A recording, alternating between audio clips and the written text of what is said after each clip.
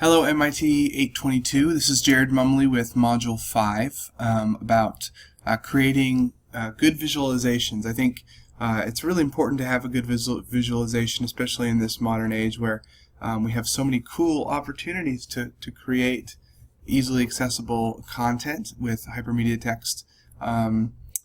Creatively embedding videos or photos with the text is super important.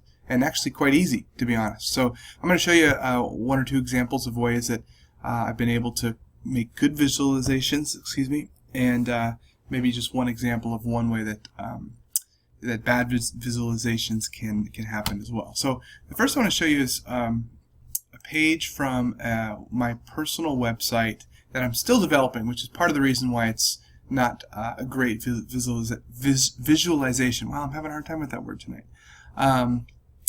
And this is just my philosophy page. It comes across as a little dry and a little wordy, and granted a philosophy is going to be both of those things, but there are ways that I could make this a little more engaging. I could maybe chunk it out into a couple different phrases or paragraphs. I could certainly add a picture to kind of add some flair, and maybe even add a video of myself kind of explaining my teaching philosophy as well. So that's kind of an example of one way that I certainly could do a better job of visualization. But I wanted to show you a couple good examples as well. I have a science website. It's called mumleyscience.weebly.com, and Weebly is a fantastic tool for web building.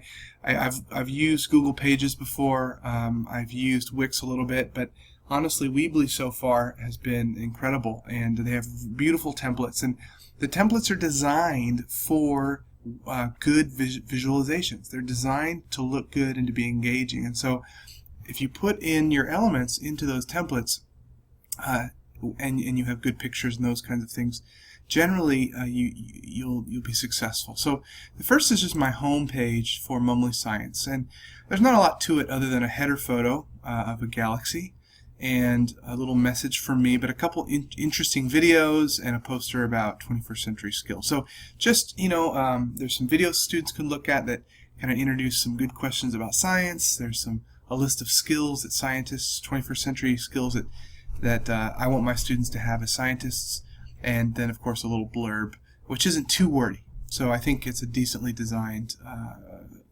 hypermedia text there. The next is my astronomy page, which is on the same website. This is one of my favorite pages. I run an astronomy club at the high school, and same header, but I've got a smaller blurb and a cool video about SpaceX's development of their rockets. It's a really cool YouTube video, and a couple links down below. Very simple, very clear. We have a gallery of our astronomy club. We have the current star chart listed there, and we have a link to the Recon project, which is a citizen science project that we're involved in. So simple layout, lots of pictures, lots of links, a couple videos, I think is a good example. Excuse me. There's one more tool that I want to point out that's a really simple but well-designed tool, and it's called Adobe Spark.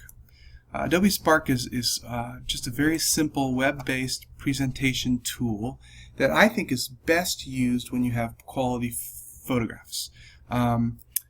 It's very structured and a little rigid, so there's not a lot that you can do format-wise other than choosing different themes. But where it comes in beautifully is if you have good, sweeping, high-definition photos, you can use the photos to drive the content. You can also embed video as well. So